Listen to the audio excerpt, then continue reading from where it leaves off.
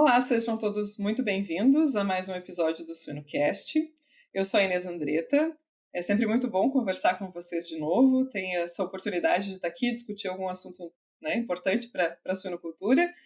E hoje a gente tem a alegria, né, de ter a presença ilustre do meu colega, o professor Dr. Diogo Magnabosco. O Diogo, acho que muita gente já conhece, né? Mas fazendo uma apresentação bem breve aqui, o Diogo é médico veterinário, é doutor em ciências veterinárias e, como eu disse, é meu colega também, professor do departamento de zootecnia da URGS, na Faculdade de Agronomia. Diogo, muitíssimo obrigada por aceitar o nosso convite, por estar aqui dividindo o teu tempo e o teu conhecimento com a gente.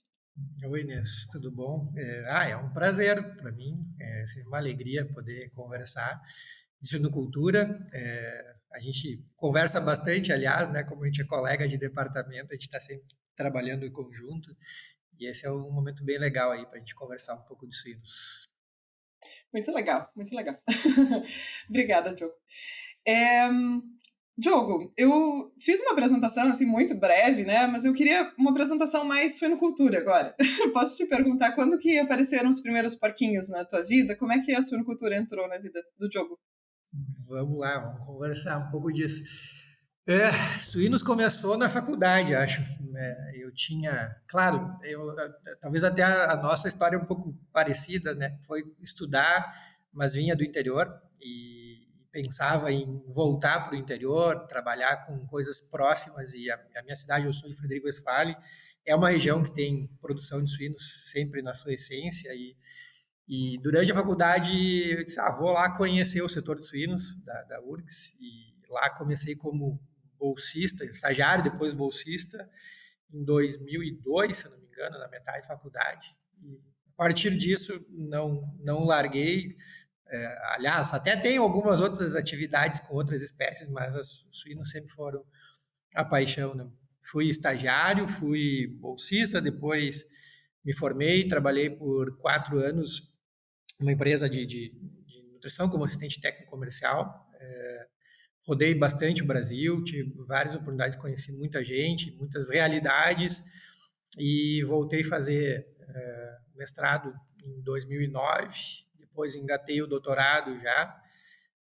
Tive uma grande oportunidade de vida também indo para a Holanda fazer um doutorado de sanduíche, foi bem bacana, vivenciar um pouco a realidade lá europeia e principalmente a parte também de produção científica e forma de trabalho deles. E em 2018 entrei na URGS e cá estou já. Coisa boa. Uma das melhores aquisições do departamento de zootecnia, porque agora a gente tem colegas para conversar sobre suíno, né? É tão bom isso. Isso é bom, né? Muito bom. Diogo, uma das áreas de atuação suas é a longevidade, né? É a vida das matrizes, né, suínas. E aí eu queria conversar sobre isso contigo hoje, assim. Esse assunto, né, de longevidade das porcas eu não sei, eu tenho uma impressão, não sei se você concorda, que é um assunto que a gente conversa pouco, que é um assunto que ele é extremamente importante, mas que a gente acaba discutindo menos, talvez, do que deveria. O que você acha, Diogo? Eu concordo, né? Eu tem assim algumas linhas que trabalham, falam um pouco disso, mas eu acho que a gente deveria dar mais atenção à longevidade da porca, que na verdade não se aplica só à porca, né?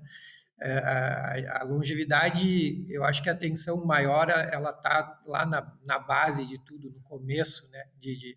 Dos cuidados com a leitoa e o quanto que a gente deveria dar mais ênfase à leitoa, né, no preparo dela para ser a futura mãe, né? E esse assunto ele é, claro, relevante, ele impacta em toda a produção, mas a gente vê ele não ser tão explorado assim, né? A gente vê pouca informação concreta em relação ao impacto econômico disso, apesar de ter alguns levantamentos, mas eu acho que sempre foi um assunto interessante.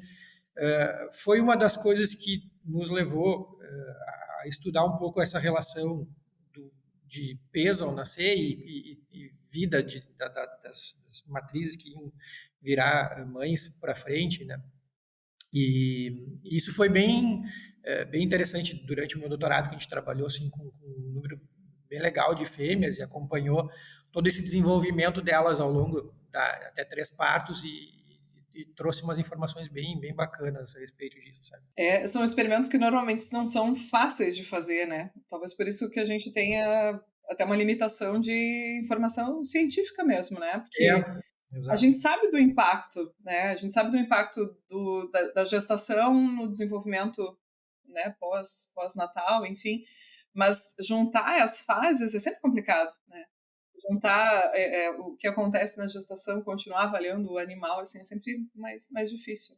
Exato, exato. Os animais eles precisam permanecer naquele ambiente ou ter uma forma de poder acompanhar esses animais ao longo da vida, né? E a gente sabe, ó, os modelos de produção nossos que eles acabam sendo direcionados para outras granjas, então algumas formas de fazer isso são mais difíceis. Então, normalmente, para poder fazer um trabalho dessa forma, a gente tem que ter reposição interna de fêmeas e aí as leitoas permanecem na granja, então tu consegue acompanhar um pouco mais elas com detalhe. E foi um pouco do que a gente fez também naquele período lá que a gente avaliou. E foi realmente bem interessante o que viu de resultado a respeito já do efeito da gestação dessas futuras mães, né? Como isso impactou no peso ao nascer delas, que era um reflexo daquele momento, e o desempenho ao longo de vida desses animais, né? Que legal. E é interessante porque a longevidade, né, é um assunto difícil, mas ele tem um impacto direto na lucratividade de uma granja, né? Pelos dois lados, assim, eu diria, né? Ele pode ser um impacto é, positivo, se você pensa a reposição das matrizes, né, como uma estratégia de renovar de uma maneira voluntária, né, incluir genética mais recente, por exemplo, dentro do rebanho, né? E o contrário também, né? Uma remoção precoce ou várias remoções precoces, quanto isso pode impactar na lucratividade da empresa, né? Todo investimento que tem na leitoa, como tu comentou, né? Não é um assunto importante, né? Esse impacto difícil de mensurar, mas super importante. Exato, exato. Assim, a suinocultura ela tem essa característica de velocidade, né, no melhoramento genético, e isso é fantástico na suinocultura. A gente vê esse incremento principalmente no número de leitões e no desempenho de campo, que também é o grande objetivo, né? E essa vida da fêmea, se a gente for pensar, ela é muito curta, assim, né? Mas mesmo assim, da forma que a gente tem hoje, ela se levantar essas informações, e essa é uma informação que realmente é importante levantar nas granjas, né? Como é que está a distribuição de mortalidade, onde acontece, qual é a ordem de parto que está contribuindo mais, como é que está as taxas de remoção, as taxas de permanência das fêmeas para poder mensurar, né, se essa distribuição está adequada ou não para aquela granja, porque isso de fato vai acabar levando muitas vezes a granja a ter uma remoção excessiva de fêmeas que poderiam contribuir mais naquele momento, né? A gente sabe que os 2 primeiros momentos de vida dela, do primeiro e segundo parto, são bastante decisivos para toda a vida dessa fêmea, né? Então, eu vou voltar ao que eu comentei no início, né? A preparação da leitoa ela é importante, ela é fundamental, mas ela não começa só lá na fase final de leitoa, que é o que geralmente a gente acaba dando muita atenção ali, né? Que também não deixa de ser importante, né? Aliás, é bem importante esse manejo da leitoa na entrada na granja, mas a vida anterior, a fase do nascimento, fase de desenvolvimento de creche, a recria dela, toda ela vai ter um impacto na vida futura, né? E essa percepção do quanto a gente precisa trabalhar nessa fêmea, preparando ela para que ela consiga depois retornar, né, a partir ali do segundo, terceiro parto, que é quando ela vai contribuir com maior número de leitões que têm uma perspectiva de maior desenvolvimento e permanência futura, ela é fundamental. Então, o trabalho realmente ele é de base, para que a longevidade da fêmea perpetue mesmo, e a gente consiga ter índices maiores para frente, né? E até entender, né, essa questão do quanto tempo a fêmea precisa ficar para ela cobrir os custos, né, os investimentos, na verdade, assim, de que tu fez, né, na aquisição do animal, no preparo, né, tudo isso tem gasto dentro da granja. E a gente, às vezes, né, copia números, né, de outras granjas ou de fora do país, até quanto tempo a fêmea precisa permanecer contigo para ela dar o retorno do investimento ali, né? Esse é um número que varia bastante, né? E que muitas vezes ele não é conhecido também, né? Não, exato.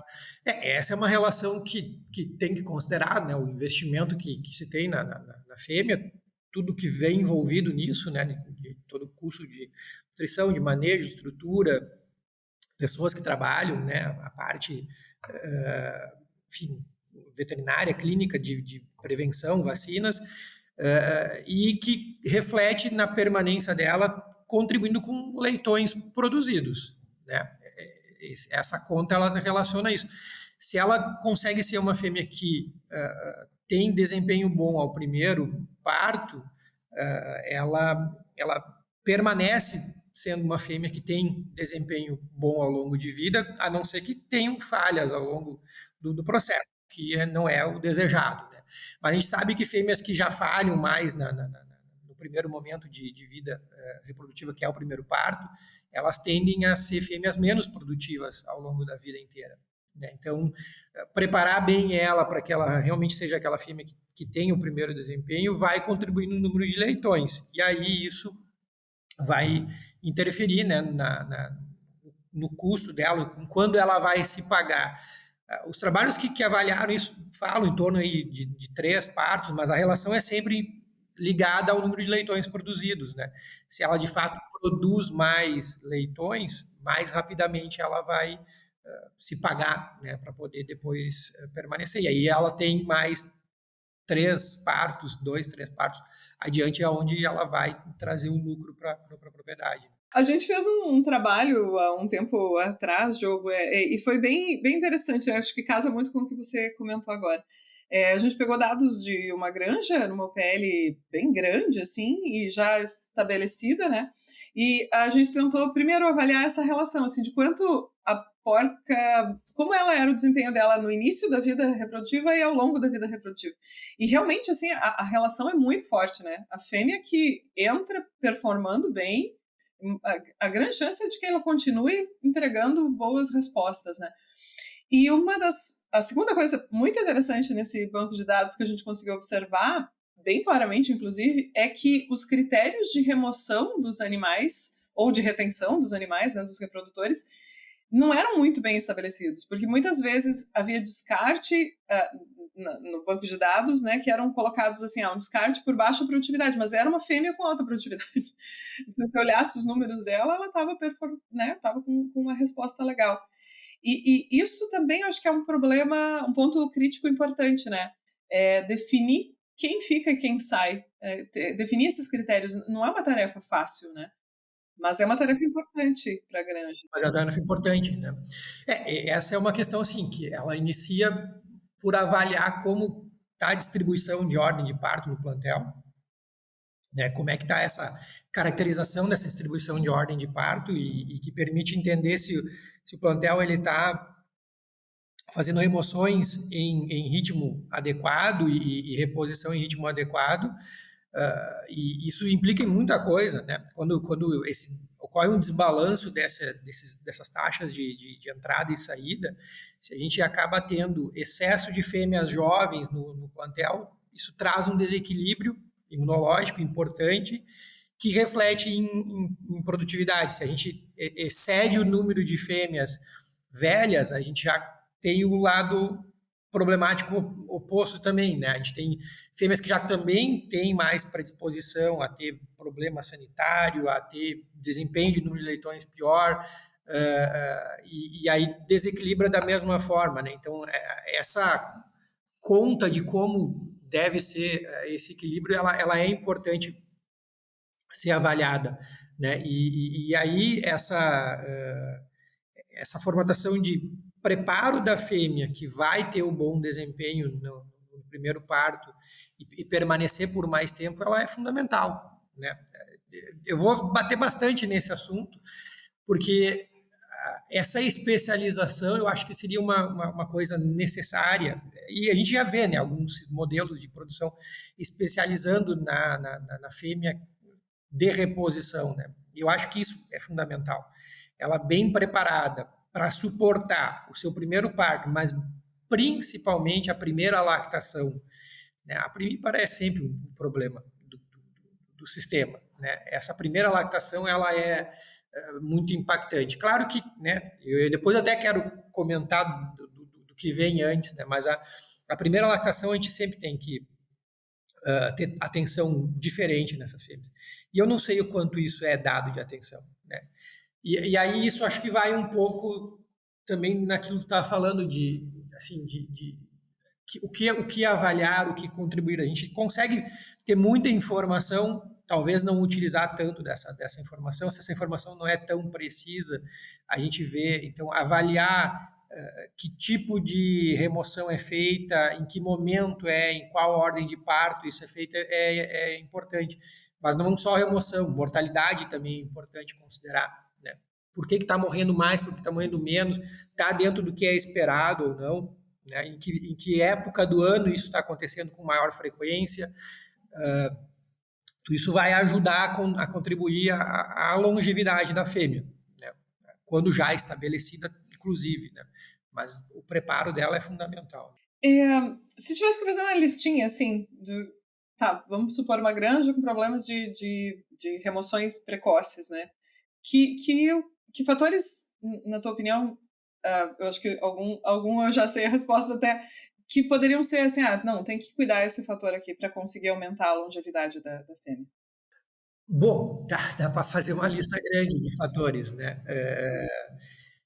Eu vou começar, talvez, pela parte inicial mesmo, né? Que é o que eu estou batendo bastante, da preparação da leitura, né? Uma das coisas que a gente visualizou lá há um tempo atrás é o impacto dessa fêmea que já nasce com baixo peso, né? E que é utilizada como uma fêmea de reprodução para reprodução no futuro, né? Então, fêmeas que nascem com baixo peso, elas não permanecem em grande quantidade na granja, porque boa parte delas acaba sendo removida antes, ou morte, ou refugagem, até o momento em que elas vão ser selecionadas, né? Quando a gente avaliou isso, a gente distribuiu todas as fêmeas que a gente tinha em mais ou menos 12,5% assim, para fazer 8 grupos de peso e viu que aquelas que ficavam abaixo de 1 quilo ali era um grupo que chegava lá na época de seleção dessas fêmeas para entrar para a reprodução. 70% acabou sendo descartada, ou antes, né, morrendo, refugando, ou quando chegou no momento da seleção, parte delas acabou sendo descartada. Então, elas são perdidas ao longo do tempo. Só que tem uma parcela que permanece. Essa parcela que permanece, na vida futura delas, elas contribuem significativamente para menos leitões produzidos como mães, né, como reprodutoras. Então, a gente já viu o impacto disso. O grupo lá de Alberta, da Peterson lá e alguns colaboradores, eles têm também trabalhado com uma ideia de um fenótipo que contribui com isso também, né? Então, existem algumas fêmeas que têm um perfil que, independente do número de leitões produzidos na leitegada que está sendo gerada, aquele padrão de fêmea, aquele fenótipo de fêmea, quando os leitões nascem, eles têm características de restrição de crescimento. Então, se a gente não der a visão inicial, lá no início, lá no núcleo, na multiplicadora, de que tem esse padrão de fêmeas, e que, segundo eles, lá é em torno de 10 a 15% das fêmeas que têm essa característica, a gente vai acabar perpetuando sempre aquelas fêmeas que vão ser reprodutoras, que vão trazer mais leitões de baixa viabilidade. E essas fêmeas também são as fêmeas que vão sobreviver menos ao longo dos anos, né? Então essa já assim de início. Mas ali naquela fase reprodutiva de entrada das leitoas da granja, né, o trabalho bem feito com o macho é decisivo, né?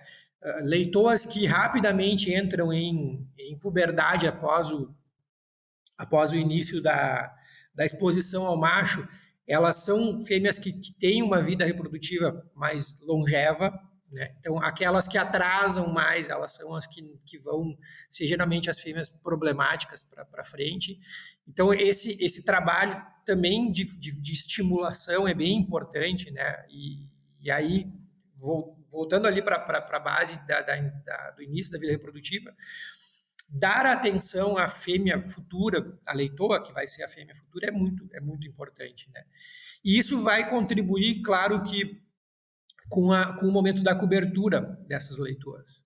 Então, se a gente consegue concentrar o maior número de fêmeas entrando rapidamente em puberdade e elas tendo um bom desenvolvimento corporal, né, uma taxa de ganho de peso adequada para ser coberta até numa idade mais jovem, mas dentro de uma faixa de peso ótima. E essa faixa, ela tem limites, né, em torno de 135 a 150, 155 quilos. Para desempenho ótimo, essas fêmeas elas vão ter mais longevidade também na granja, né? Quando a gente foge dessas faixas de peso, ou fêmeas muito leves ou fêmeas muito pesadas, isso vai impactar na vida futura delas e maior número de fêmeas vão ser descartadas por isso. Então, levantando esses tópicos que tu queria, assim, eu acho que a gente começa lá do início, vem para a exposição ao macho, vem para o momento da cobertura, e no momento da cobertura a gente tem várias condições importantes, porque ao ser coberta em uma faixa ótima, para o primeiro parto e para a primeira lactação, ela já vai ter uma estrutura física mais adequada e conseguir, vamos dizer, sobreviver ao primeira lactação, mas é quase isso, né? Porque é isso que a gente precisa dela na primeira lactação, né? Que ela não tenha, assim, uma perda excessiva de peso para na reprodução subsequente dela, ela conseguir manter uma boa produção, né? Se a gente acaba perdendo essa primeira lactação de mão, assim, isso vai acabar impactando para a vida dela adiante também. Então, é realmente um processo que ele é quase cíclico, contínuo, assim, de preparação adequada dessas fêmeas para elas poderem ter mais vida futura, né? E aí soma isso uma condição de saúde importante, né? De a gente ter planos preventivos na parte sanitária, a parte locomotora é fundamental, né? Porque a gente tem muito descarte de fêmea também por um problema locomotor, que também está associado ao peso em que ela vai ser inicialmente coberta, né? Se ela vai ter estrutura, de fato, para aguentar a vida reprodutiva dela, que é muito demandante, né? Uma gestação é um momento demandante, uma lactação é um momento muito demandante dessa fêmea. Então, a estrutura física dela é fundamental para que ela consiga ter longevidade, né? E aí isso reflete também na vida futura dela.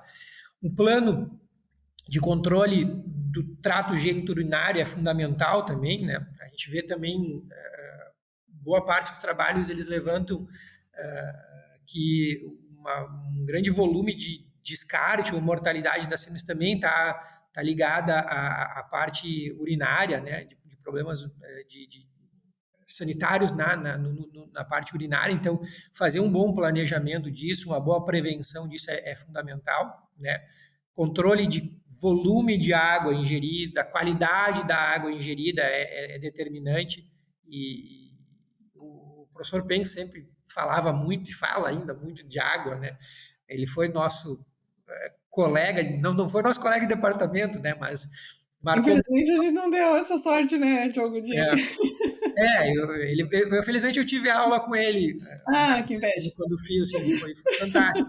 Mas ele sempre bateu muito na importância de água, né? E, de fato, essa é uma condição fundamental, porque reflete, inclusive, lá em outros problemas sanitários, como prolapsos e tudo. Então, é uma série de fatores que precisam ser controlados, mas que eles começam lá do início, né? Lá da granja núcleo, das grandes multiplicadoras, que vão perpetuar essas características adiante. Mas na UPL isso também é fundamental, né? O trabalho bem feito na leitoa é fundamental para o momento da cobertura e isso reflete na vida dela para adiante, né? É interessante é o básico bem feito, né? Acho que essa assim, uma expressão que a gente acaba usando bastante, assim, e que na suinocultura tem básicos que não estão sendo tão bem feitos. Não é mais fácil falar do que fazer, eu tenho noção completa disso, né?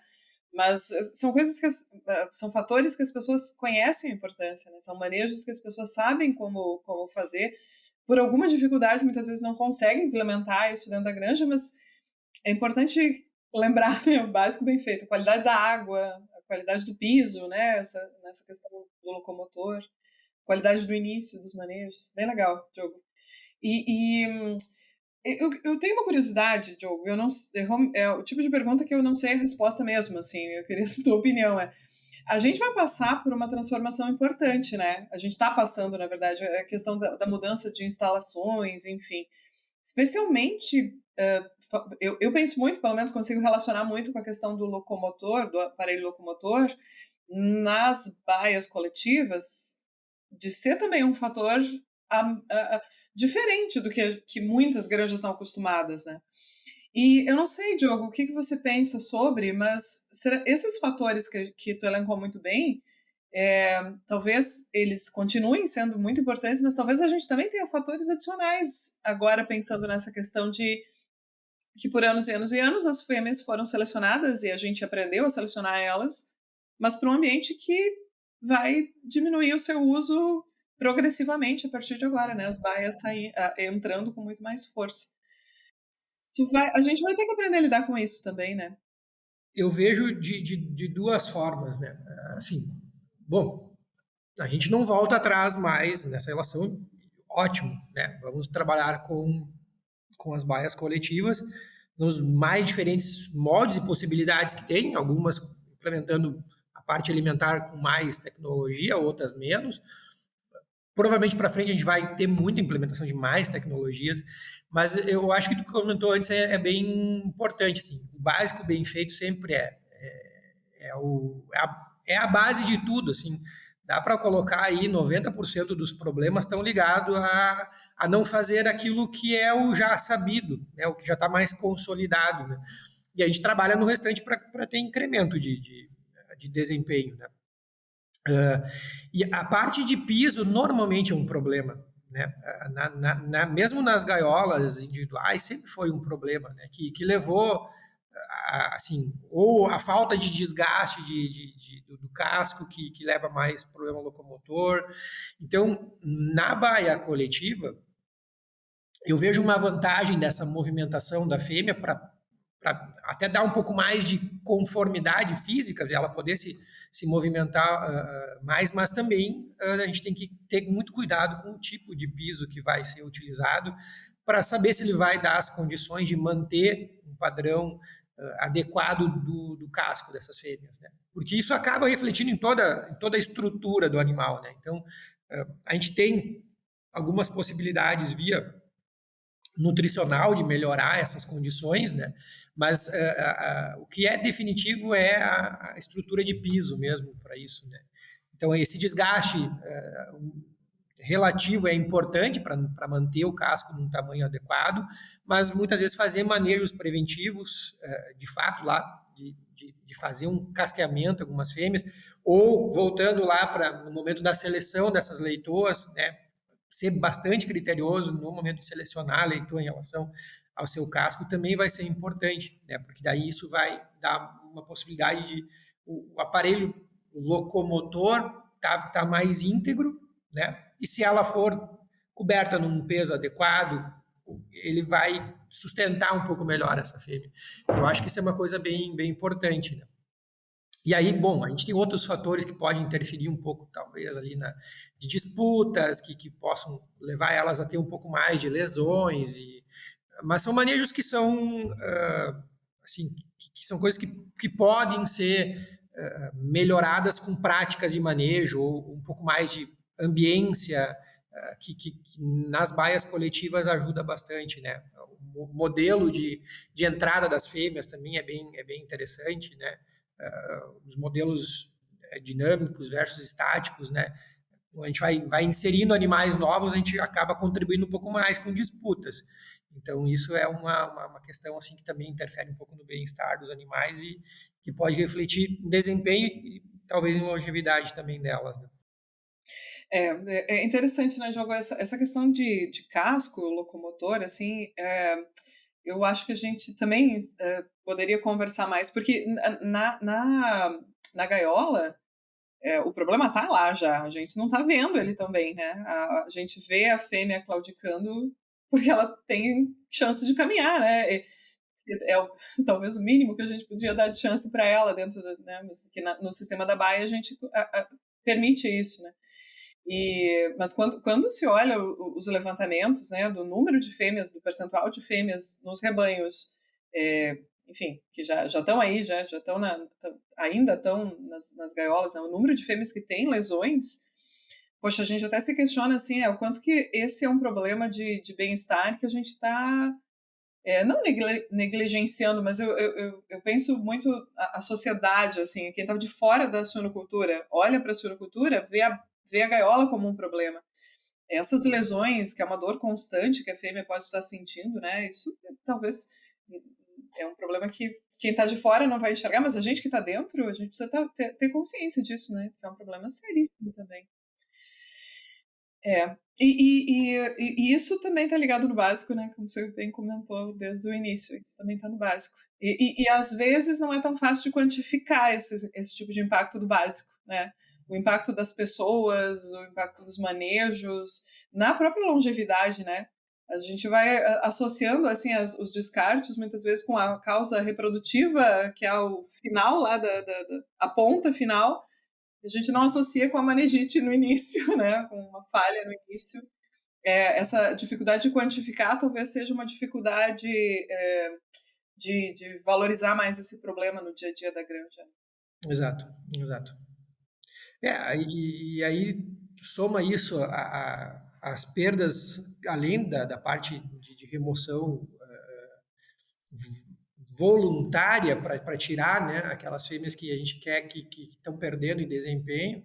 Quando a gente começa a pensar nessa parte daquilo que a gente não desejaria que saísse, assim, a parte locomotora interfere muito, né? Mas fazer esse levantamento é fundamental, né? A gente tem bastante informação. A questão é usar bem dessa informação. Né? Eu acho que é uma atividade que é fundamental dentro da gestão de granjas, né? Esse levantamento de causa de remoção e causas de morte, né? Assim, quanto por cento é desejável ou aceitável, né? Se a gente trabalhar aí com até 5% é o que talvez aconteça, assim, mas isso pode ter um volume até maior do que a gente deseja por causas outras, né? A gente vê agora um pouco mais de incidência de problemas de prolapso, a parte locomotora como um todo, mas o problema também é muito associado ao calor, né? Mortalidade que assim que fica mais quase sazonal, a gente vê um impacto bem grande de morte de fêmeas na época de verão, assim, principalmente na maternidade, né? E aí tem uma conta que tem que fazer desse investimento em, em estrutura para a maternidade, né? Dessa parte de climatizar uma maternidade, o quanto isso reflete, né? Eu acho que isso já vem ocorrendo bastante investimento nessa área, né? E eu acho que essa é uma conta que é bem importante levantar, porque ela varia, né, conforme região, né? O Brasil é bem grande, a gente tem necessidades diferentes, estruturas diferentes, mas, de novo, a lactação das fêmeas é um momento muito importante, né? E ela dá uma dimensão de desempenho futuro delas. Então, se elas acabam perdendo muito peso, e um dos grandes fatores disso é porque ela não come adequadamente, e ligada a uma questão, principalmente em função de um estresse por calor, isso reflete na vida futura dela, na vida ali, naquele momento e depois. Então, esse investimento, mesmo ele sendo inicialmente grande, assim, ó, eu sempre insisto que ele é válido, porque se tem um local que vale a pena é ali. Fazer polêmica, né, Diogo? A gente na suinocultura tem uma coisa que tem muita coisa para ensinar para outras atividades, né? Sim. Mas a gente também tem que aprender com outras atividades. E eu acho que se a gente falar de climatização e pensar o que a avicultura faz, por exemplo, e o que a gente deixa de fazer, nossa, tem muita. A lactação, como você comentou, é muito claro isso, mas mesmo em outras fases que a gente tem assim, uma certa tendência a dizer, não, é mais fácil, né? É uma fase mais light, assim, é menos importante ter climatização, terminação, por exemplo, né? Em muitas regiões do país, a gente podia aprender com a agricultura nisso, né? A gente faz isso um pouco, né, de talvez competir um pouco com a avicultura, mas a gente deveria olhar um pouco com mais atenção a avicultura nesse sentido, né? É, a gente consegue ver isso, a gente acaba trabalhando um pouco com tudo, né? Mas a avicultura, ela mostra muito isso, sabe? Não se discute mais, né, a importância da climatização em avicultura, né? E esse investimento, claro, deixar só para o produtor é um problema, porque tem um custo, né? Mas, então, se de repente linhas mais próprias para poder inserir isso aí, vão refletir em resultado. E ser talvez inicialmente pontual em algumas categorias animais, aí eu vou insistir que a lactação ali, a maternidade é fundamental. Talvez eu vá insistir que lá na creche, no início de creche, é fundamental. Nós estamos fugindo completamente do assunto, né? Mas, Não, enfim, né? Mas é importante. É o básico bem feito também, né? volta ao básico bem feito, e a gente está falando de longevidade de fêmeas, é um reflexo fundamental a lactação que vai levar adiante. Né? E para que isso seja sustentável, os leitões que são gerados têm que ter peso bom, uniformidade boa, desempenho adequado, então tá muito ligado também a essa questão estrutural. Né? E a questão de quem é o investimento e de quem são a colheita dos frutos é interessante, Diogo. Você levantou um ponto. Quando você investe na climatização da maternidade, você colhe o benefício ali, né, no desempenho do leitão, né, e, enfim, na sobrevivência, na longevidade da fêmea, provavelmente também, como a gente está comentando, mas você provavelmente colhe fruto ao longo da cadeia, né, e muitas vezes o investimento acaba sendo feito, ele é um investimento local com benefícios ao longo da cadeia, né? Sim, sim, sim. Ela vai refletir no leitão, mas vai refletir também nos desempenhos posteriores da fêmea, né? Esse desempenho subsequente dela certamente é importante, né? Diogo, eu queria conversar um pouquinho mais sobre mortalidade contigo. Posso te incomodar mais com esse assunto? Claro, não, vamos Porque lá. você levantou esse assunto e ele é importante, né? A gente também tem uma tendência a não olhar muito para a mortalidade, eu acho. Ou olhar mais, preocupar mais com a mortalidade do leitão, às vezes, do que da mãe, né?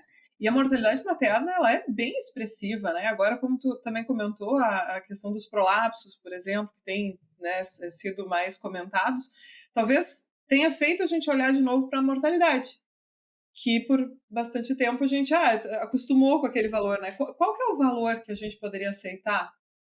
É difícil colocar um valorzinho assim fixo, né? Mas esse é um exercício, não é uma pergunta assim para ti, é um exercício que eu acho que é importante de ser feito nas granjas, né, Diogo? De pensar qual o valor que você deve aceitar de mortalidade. Não, exato. Se a gente for ver lá, as nossas referências mais antigas falavam em 3% de mortalidade, né? Se a gente transfere isso para alguns trabalhos, referências fora do Brasil, fala em 7, 10, 15% às vezes.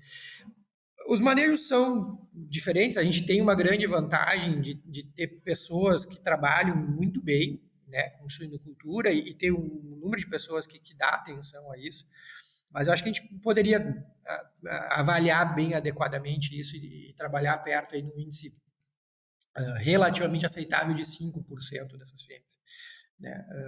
O prolapso foi uma coisa que me chama muito a atenção pelas ocorrências dele, né? Pelo grau de visual daquilo que está acontecendo, né? Mas ele acho que volta muito às questões básicas, né? Da mesma forma, a gente tem alguns fenótipos de fêmeas que têm um padrão ali daquela estrutura final ali do trato reprodutivo ali de vulva, que são mais propensas a ter prolapso, né? Que está ligado a uma questão um pouco mais do fenótipo da fêmea, mas no geral o ambiente é o que interfere muito, né? Vamos voltar para a água, a grande importância da água, né? Assim, água que tenha em volume adequado, porque o prolapso a gente associa também um pouco a esse ressecamento de fezes que está envolvido, mas a qualidade da água é importante, né? Tem alguns trabalhos que mostram isso, que tratar a água ajuda muito a não ter esse tipo de caso. Ao excesso de fêmeas velhas, de novo, né? Fêmeas velhas começam a perder, quase perder força naquela região ali, né? E isso acaba interferindo muito. Não se vê tanto, uma coisa que a gente sempre achou que poderia estar ligado, né, ao número de leitões produzidos. Os trabalhos que têm avaliado isso não mostram que necessariamente seja o leitão, mas principalmente aos outros fatores, né, nessa questão de estrutural da fêmea e nessa questão do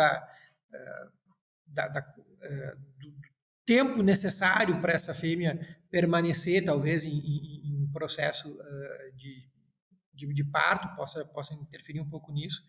Mas é uma condição que volta ao básico, né? Vamos voltar às questões básicas que são importantes de controle maior dessas fêmeas, cuidados maior, né? Evitar esse tipo de consumo muito espaçado também acaba interferindo, né, no tipo de evacuação que a fêmea vai ter. Então, são coisas que são importantes pontuar e ver, claro, quanto que esse prolapso é significativo para a mortalidade ou para o descarte de fêmeas. Né? Ela é visualmente uma coisa que chama muito atenção, mas volta para a questão de ter que quantificar, né? A gente tem muita informação para isso e é importante sempre levantar, né? E nas UPLs, em geral, é onde mais a gente tem dado, eu acho, né, mais fatores para considerar, mas mais a gente tem os dados bem organizados, em geral, nas nossas UPLs. Essa é uma coisa que a gente pode ensinar para outras cadeias, né? Se chegar na granja e, como é que está a média? Você vai ter um relatório lá completo, a própria né, estrutura de idade da granja, enfim. É muito de usar aquela informação, né? Não só fazer um relatório para mostrar para... né? De tornar isso presente, né? Isso é fantástico na nossa realidade, né? Hoje, sim, praticamente 100% das granjas elas têm um modelo de gestão de informação que consegue captar essa informação, processar ela adequadamente, tirar, assim, compartimentalizar ela para ver aonde é que está o problema e tu chega lá no local para gerar um diagnóstico mais clínico, tu já tem uma prévia bem determinada da onde está os pontos principais, né? Então, esse eu acho que é uma coisa que a gente tem grande vantagem em ensinar para os outros, né? Eu acho que isso realmente é uma coisa boa, né? Mas tem que usar, né? Tem que usar, porque isso também acaba tendo uma certa flutuação ao longo do tempo, né? Essa é uma condição. A gente, felizmente, infelizmente, as coisas não são estáticas, né? Então, às vezes, tu tem uma condição de um padrão de ração que chega diferente, causa um impacto, e aí pode, às vezes, levar a uma mortalidade. Tu tem desafios sanitários também que podem interferir muito nisso, né? Mas a avaliação de mortalidade das fêmeas claramente está relacionada à retenção, né? é importante também, um outro fator bem significativo para fazer nas granjas. Né? A própria temperatura, né? Você tem uma fotografia legal da granja nessas, né, o gerenciamento dos dados ele é bem feito, mas cruzar com informações que são de fora, né? Cruzar com a informação da fábrica, cruzar com a informação do clima do lugar, assim, pode te fazer tomar a decisão mais corretamente, assim, né? Investir no ponto mais importante, isso é legal. E Diogo, assim, até para a gente já ir encaminhando para o final, né? Eu acho que essa é uma discussão bem importante, né? Porque ela tem a ver com dinheiro, com recurso, com sustentabilidade econômica da atividade ali, com a lucratividade, mas ela tem uma relação também direta com o bem-estar, se a gente não separa produtividade e bem-estar nunca, né? Não é caixinha diferente, mas quando a gente fala em longevidade, a gente está falando de bem-estar também, né? Quando a gente fala em mortalidade, a gente está falando de bem-estar também. Esse é às vezes a gente é criticado até por não cuidar do bem-estar, enfim, mas acho que até essa é uma forma da gente se comunicar melhor com quem está fora da suinocultura, né? Quando a gente está trabalhando para a longevidade, a gente está trabalhando geralmente para também características melhores de bem-estar na granja. Exato. Eu acho que sempre é uma demanda importante de quem consome, agora ela é muito mais intensa, a forma que a gente produz. E a gente precisa ser transparente em relação a como é produzido os animais, né? Quanto mais transparente for, melhor, porque também isso vai fazer com que a gente faça melhor. E a gente tem possibilidades de fazer as coisas funcionar, ter produção em volume adequado, ter lucro com isso, mesmo com todos os gargalos que a suinocultura sempre traz, e isso, claro, a gente entende como é que é, mas a gente tem que buscar ser também, não digo exemplos, mas assim, deixar isso muito claro, né? Então, o bem-estar, ele tem várias considerações em relação a ele, e longevidade, fazer as fêmeas ter uma vida própria para produzir um bem que ela está se dedicando a gerar um produto que vai virar um alimento nobre para a gente, né? Então, a gente deve dar valor a isso também, né? Às vezes a gente pega aquele jeito de produzir e a gente meio que vai no automático assim e começa a não perceber o que está acontecendo ao redor, né? Os meios que a gente trabalha, eles não são normalmente o problema, né? Claro que buscar hoje soluções de deixar as fêmeas um pouco mais livres, se movimentando, é ótimo, é excelente visualmente, né? Traz outros problemas que também vai ter que buscar solução depois para eles, melhorar alguns manejos, mas esse meio de produzir, normalmente, quando ele é falho, ele está ligado a manejo, né? Não é a forma da produção, porque são animais que estão fechados. Eles têm condição de receber a água adequadamente, alimento adequadamente, conforto térmico. A gente dá condições que muitas vezes os humanos não têm, né? Então, a gente proporciona para os animais condições adequadas. Pode melhorar? Pode, mas geralmente é onde está falho. E o ruim sempre aparece mais do que é o bom. E levar essa informação adiante daquilo que é bem feito, eu acho, e sair um pouco, né, da nossa bolha porque a gente leva normalmente essa informação para quem já conhece. Sair um pouco dessa bolha é importante, por isso que eu acho que a transparência das formas que a gente faz é importante, né? Abrir um pouco, abrir mais esse jogo, informar quem realmente ter lá, sei lá, no produto, uma forma de visualizar os animais ao vivo na granja. A própria educação até infantil, né? As crianças, a gente sabe da importância de fechar a granja do ponto de vista de biosseguridade, Claro. mas ao mesmo tempo quando a gente fecha, a impressão que dá é que você está escondendo alguma coisa lá dentro que ninguém pode ver porque está errada, né? Sim. E essa questão de comunicação, assim, de mostrar o que a gente faz de legal dentro da cadeia, e não só de se defender, né? Que normalmente é o que a gente faz. Agora que a gente está apanhando, a gente vai lá e tenta mostrar, não, olha, a gente faz dessa maneira, é por isso que a gente faz dessa maneira. Mas uma comunicação mais proativa, talvez, né? Exato, Não só na exato. defesa, mas de comunicar. E eu acho bem importante, né, isso também, de novo, assim, né, de que o bem-estar é muito mais do que olhar se está na gaiola ou não, né? É muito, muito além disso, assim, o conjunto de fatores que você precisa olhar e avaliar é muito grande, e muitas vezes quem está de fora da suinocultura não vai ter essa consciência tão clara, né, vai se chocar pela questão visual, vai ficar na questão visual muito grande, Sim, sim. mas a gente, como técnico, tem que ir além disso, né? Não, é ótimo. Não, e a gente falando de um tema de longevidade, isso, né, é assim, é bem-estar na essência, né? Se uma fêmea ela tem as condições adequadas e ela tem uma vida digna, né? Porque é isso que acaba sendo, ela produz adequadamente, consegue se estender o máximo possível que ela vai dar. A gente vai fazer uma reposição, aí sim, uma reposição programada, pensando na parte do melhoramento, né? Então, mas a gente sempre volta para os trabalhos básicos, assim, né? O professor Ivo sempre falou muito isso, e há muitos anos ele fala isso, e a gente sempre repete, né? Porque assim, tem que fazer aquilo que é o essencial, né?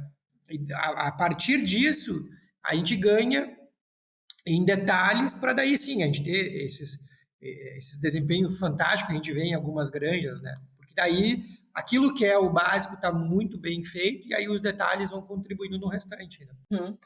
Deixa eu te fazer mais uma última pergunta e prometo que daí eu paro. É, o básico é importante, o básico está num livro de 1900 e bolinha, está lá já uma descrição importante dos fatores que a gente deve cuidar. Mas, Diogo, daqui para frente, né, pensando que essas fêmeas estão produzindo cada vez mais, pensando que os números que a gente olha e as previsões que a gente olha, assim, dos mamados, eu vou ser sincera, chega a assustar às vezes, né? Você fica, será que a gente consegue chegar num número desse, né? A importância do básico vai ficar mais forte ainda, né? Eu não sei o que você pensa sobre isso, mas pelo menos é a minha opinião. Não, não, eu concordo. A gente vai ter que tomar mais cuidado ainda, porque às vezes essa coisa do não vai dar tempo de fazer, então eu vou deixar de fazer tal fator, ou não tem pessoal, vou deixar de fazer tal manejo. Mas ao longo do processo de evolução que a genética está entregando, e pensando aí que as granjas, né, algumas granjas como média já têm valores tão altos, poxa, o básico vai ficar, vai deixar de ser básico, não sei, né? Ele vai ser mais fundamental ainda. Não, certamente. Cada vez mais essa demanda da fêmea vai ser intensa, né? A gente vai correr atrás para também fazer alguns ajustes nesses manejos básicos. Eu vejo que a especialização em determinadas categorias de fêmeas vai ser fundamental, né?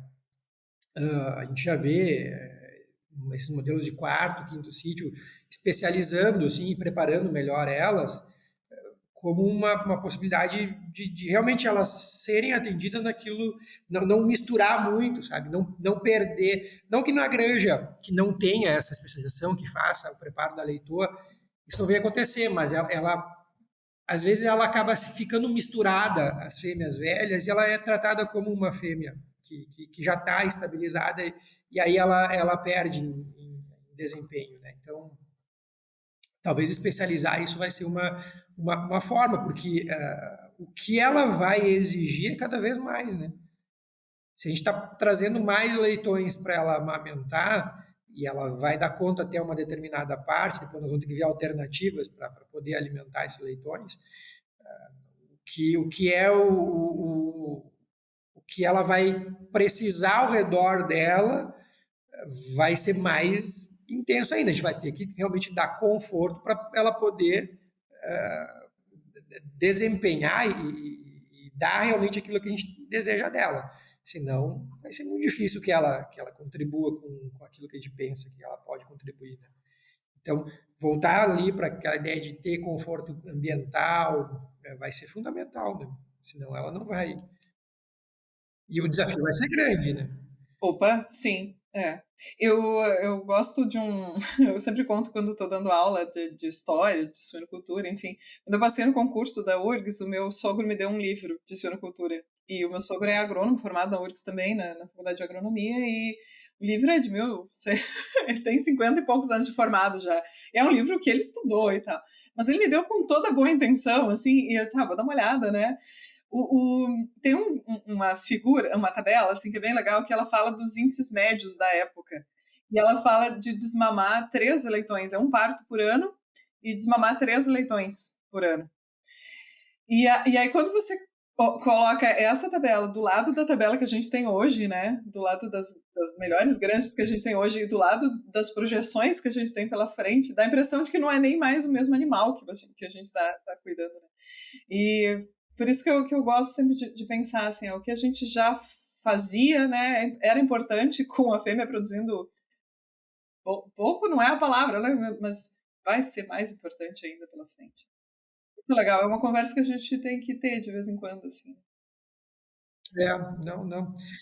É bom a gente, às vezes, olhar ali, né? Porque eu concordo com o que tu falou ali, que talvez não seja quase o mesmo animal, né?